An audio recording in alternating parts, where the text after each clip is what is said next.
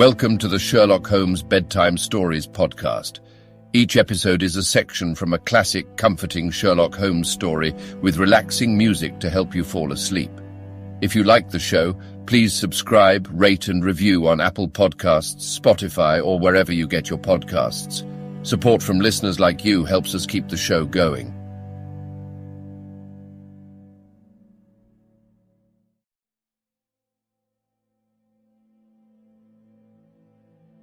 Now it's time to relax.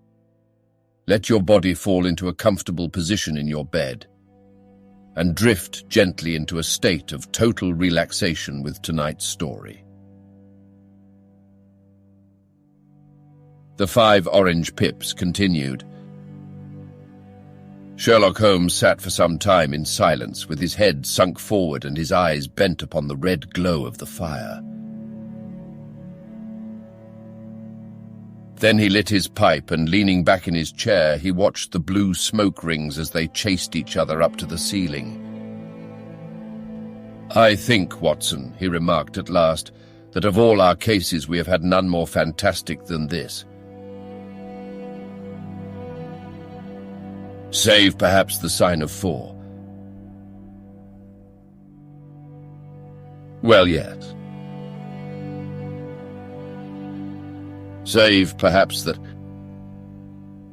And yet this John Openshaw seems to me to be walking amid even greater perils than did the Sholtos. But have you, I asked, formed any definite conception as to what these perils are? There can be no question as to their nature, he answered.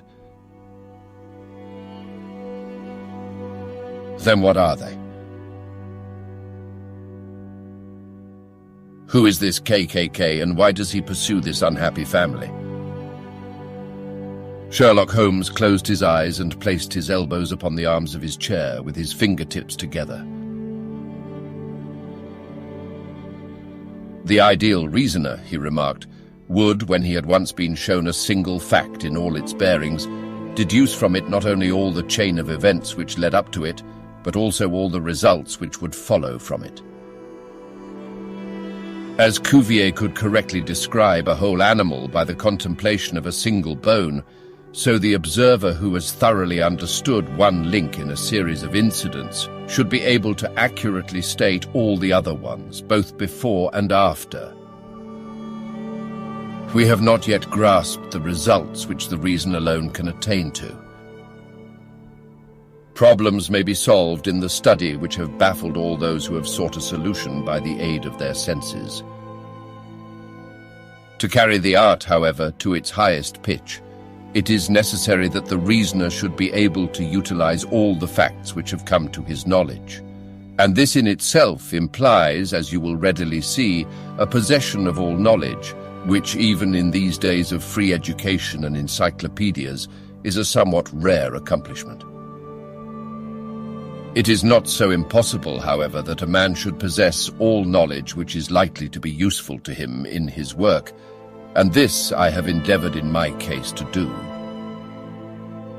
If I remember rightly, you on one occasion in the early days of our friendship defined my limits in a very precise fashion. Yes, I answered, laughing. It was a singular document.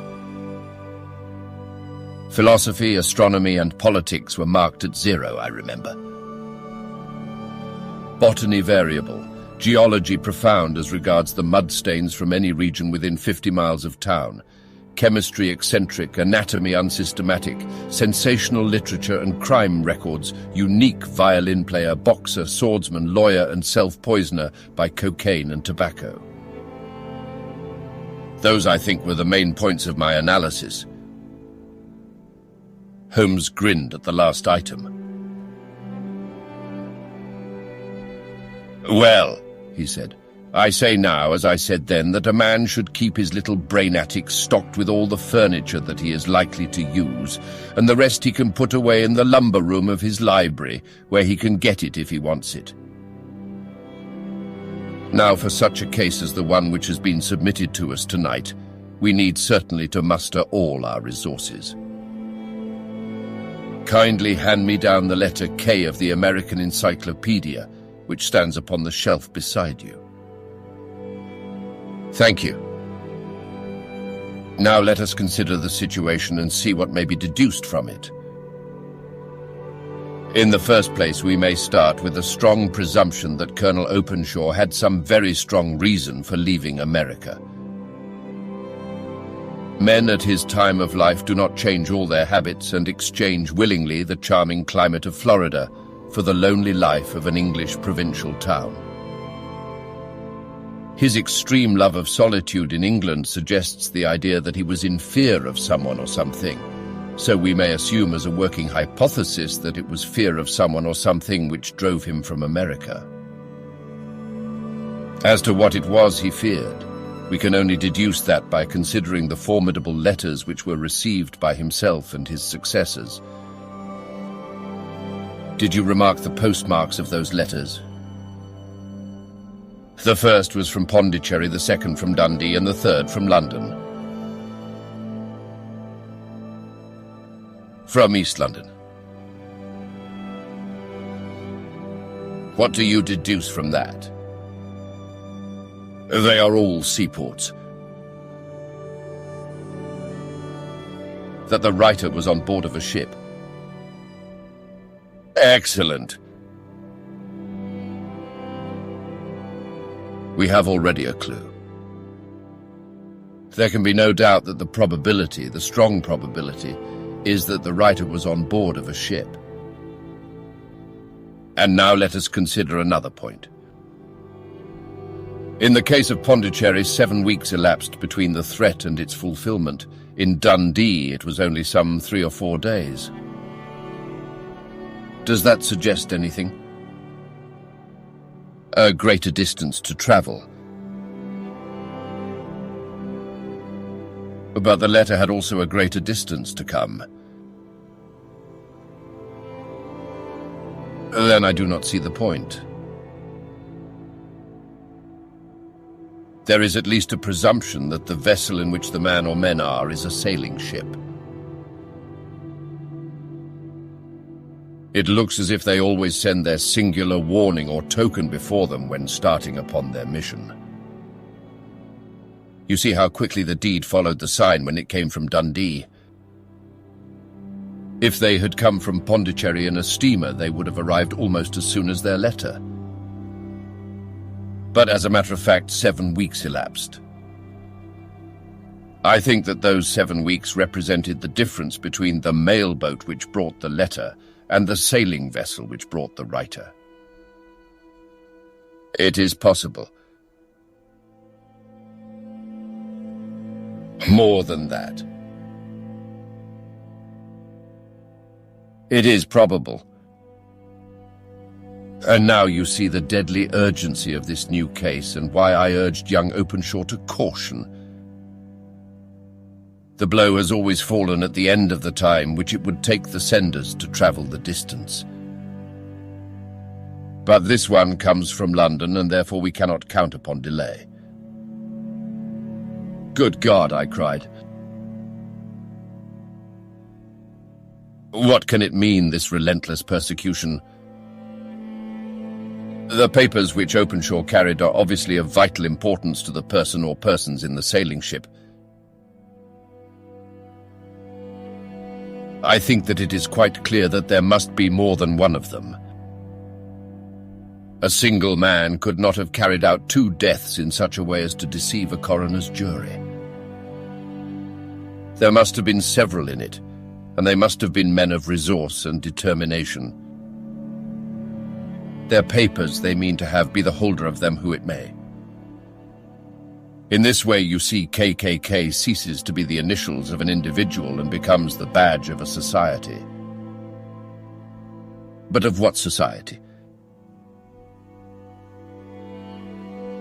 Have you never, said Sherlock Holmes, bending forward and sinking his voice, have you never heard of the Ku Klux Klan? I never have. Holmes turned over the leaves of the book upon his knee.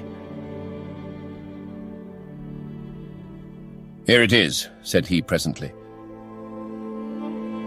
Ku Klux Klan. A name derived from the fanciful resemblance to the sound produced by cocking a rifle. This terrible secret society was formed by some ex-Confederate soldiers in the southern states after the Civil War, and it rapidly formed local branches in different parts of the country, notably in Tennessee, Louisiana, the Carolinas, Georgia, and Florida. Its power was used for political purposes, principally for the terrorizing of the Negro voters and the murdering and driving from the country of those who were opposed to its views. Its outrages were usually preceded by a warning sent to the marked man in some fantastic but generally recognized shape, a sprig of oak leaves in some parts, melon seeds or orange pips in others. On receiving this, the victim might either openly abjure his former ways or might fly from the country. If he braved the matter out, death would unfailingly come upon him, and usually in some strange and unforeseen manner. So perfect was the organization of the society, and so systematic its methods, that there is hardly a case upon record where any man succeeded in braving it with impunity, or in which any of its outrages were traced home to the perpetrators. For some years, the organization flourished in spite of the efforts of the United States government and of the better classes of the community in the South. Eventually, in the year 1869, the movement rather suddenly collapsed, although there have been sporadic outbreaks of the same sort since that date.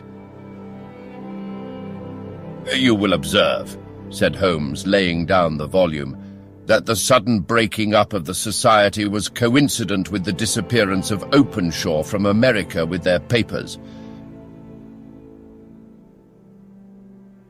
It may well have been cause and effect. It is no wonder that he and his family have some of the more implacable spirits upon their track. You can understand that this register and diary may implicate some of the first men in the South, and that there may be many who will not sleep easy at night until it is recovered. Then the page we have seen is such as we might expect. It ran, if I remember right, sent the pips to A, B, and C, that is, sent the Society's warning to them. Then there are successive entries that A and B cleared or left the country, and finally that C was visited, with, I fear, a sinister result for C. Well, I think, Doctor, that we may let some light into this dark place, and I believe that the only chance young Openshaw has in the meantime is to do what I have told him. There is nothing more to be said or to be done tonight, so hand me over my violin and let us try to forget for half an hour the miserable weather and the still more miserable ways of our fellow men. It had cleared in the morning, and the sun was shining with a subdued brightness through the dim veil which hangs over the great city. Sherlock Holmes was already at breakfast when I came down. "You will excuse me for not waiting for you," said he. "I have, I foresee, a very busy day before me in looking into this case of young Openshaw's." "What steps will you take?" I asked. "It will very much depend upon the results of my first inquiries. I may have to go down to Horsham after all." "You will not go there first?" "No, I shall commence with the city." "Just ring the bell and the maid will bring up your coffee." As I waited, I lifted the unopened newspaper from the table and glanced my eye over it. It rested upon a heading which sent a chill to my heart. "Holmes," I cried, "you are too late." "Ah," said he, laying down his cup, "I feared as much." "How is it done?" He spoke calmly, but I could see that he was deeply moved. My eye caught the name of Openshaw and the heading tragedy near Waterloo Bridge. Here is the account. Between 9 and 10 last night, Police Constable Cook of the H Division, on duty near Waterloo Bridge, heard a cry for help and a splash in the water. The night, however, was extremely dark and stormy, so that in spite of the help of several passers-by, it was quite impossible to effect a rescue. The alarm, however, was given, and by the aid of the water police, the body was eventually recovered. It proved to be that of a young gentleman whose name, as it appears from an envelope which was found in his pocket, was John Openshaw, and whose residence is near Horsham. It is conjectured that he may have been hurrying down to catch the last train from Waterloo Station, and that in his haste and the extreme darkness he missed his path and walked over the edge of one of the small landing places for river steamboats. The body exhibited no traces of violence, and there can be no doubt that the deceased had been the victim of an unfortunate accident, which should have the effect of calling the attention of the authorities to the condition of the riverside landing stages. We sat in silence for some minutes, Holmes more depressed and shaken than I had ever seen him. "That hurts my pride, Watson," he said at last. "It is a petty feeling, no doubt, but it hurts my pride. It becomes a personal matter with me now, and if God sends me health, I shall set my hand upon this gang. That he should come to me for help and that I should send him away to his death." He sprang from his chair and paced about the room in uncontrollable agitation, with a flush upon his sallow cheeks and a nervous clasping and unclasping of his long, thin hands. "They must be cunning devils," he exclaimed at last. "How could they have decoyed him down there? The embankment is not on the direct line to the station. The bridge, no doubt, was too crowded even on such a night for their purpose. Well, Watson, we shall see who will win in the long run. I'm going out now." "To the police?" "No, I shall be my own police. When I have spun the web, they may take the flies, but not before. All day I was engaged in my professional work, and it was late in the evening before I returned to Baker Street." Sherlock Holmes had not come back yet. It was nearly 10 o'clock before he entered, looking pale and worn. He walked up to the sideboard, and tearing a piece from the loaf, he devoured it voraciously, washing it down with a long draught of water. "You are hungry," I remarked. "Starving." It had escaped my memory. "I've had nothing since breakfast." "Nothing?" "Not a bite." "I had no time to think of it." "And how have you succeeded?" "Well, you have a clue." "I have them in the hollow of my hand." "Young Openshaw shall not long remain unavenged." "Why, Watson, let us put their own devilish trademark upon them." "It is well thought of." "What do you mean?" He took an orange from the cupboard, and tearing it to pieces, he squeezed out the pips upon the table. Of these he took 5 and thrust them into an envelope. On the inside of the flap he wrote SH for J.O. Then he sealed it and addressed it to Captain James Calhoun, Bark Lone Star, Savannah, Georgia. "That will await him when he enters port," said he, chuckling. "It may give him a sleepless night. He will find it as sure a precursor of his fate as Openshaw did before him." "And who is this Captain Calhoun?" "The leader of the gang.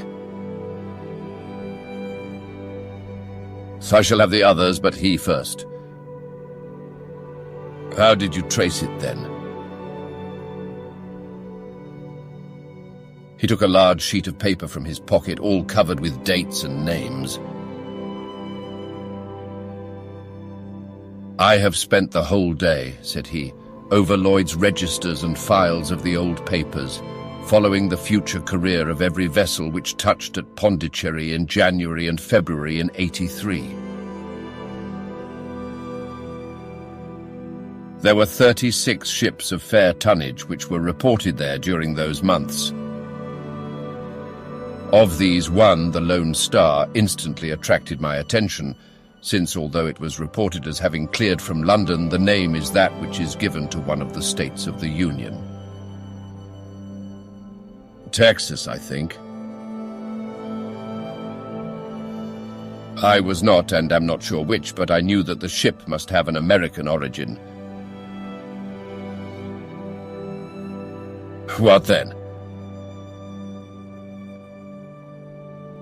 I searched the Dundee records, and when I found that the bark Lone Star was there in January '85, my suspicion became a certainty.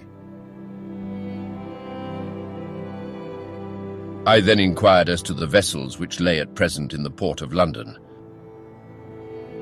Yes. The Lone Star had arrived here last week. I went down to the Albert Dock and found that she had been taken down the river by the early tide this morning, homeward bound to Savannah. I wired to Gravesend and learned that she had passed some time ago, and as the wind is easterly, I have no doubt that she is now past the Goodwins and not very far from the Isle of Wight. What will you do then? Oh, I have my hand upon him. He and the two mates are, as I learned, the only native-born Americans in the ship. The others are Finns and Germans. I know also that they were all three away from the ship last night. I had it from the stevedore who's been loading their cargo. By the time that their sailing ship reaches Savannah, the mailboat will have carried this letter, and the cable will have informed the police of Savannah that these three gentlemen are badly wanted here upon a charge of murder. There is ever a flaw, however, in the best laid of human plans, and the murderers of John Openshaw were never to receive the orange pips which would show them that another, as cunning and as resolute as themselves, was upon their track. Very long and very severe were the equinoctial gales that year. We waited long for news of the Lone Star of Savannah, but none ever reached us. We did at last hear that somewhere far out in the Atlantic, a shattered stern post of a boat was seen swinging in the trough of a wave, with the letters LS carved upon it, and that is all which we shall ever know of the fate of the Lone Star.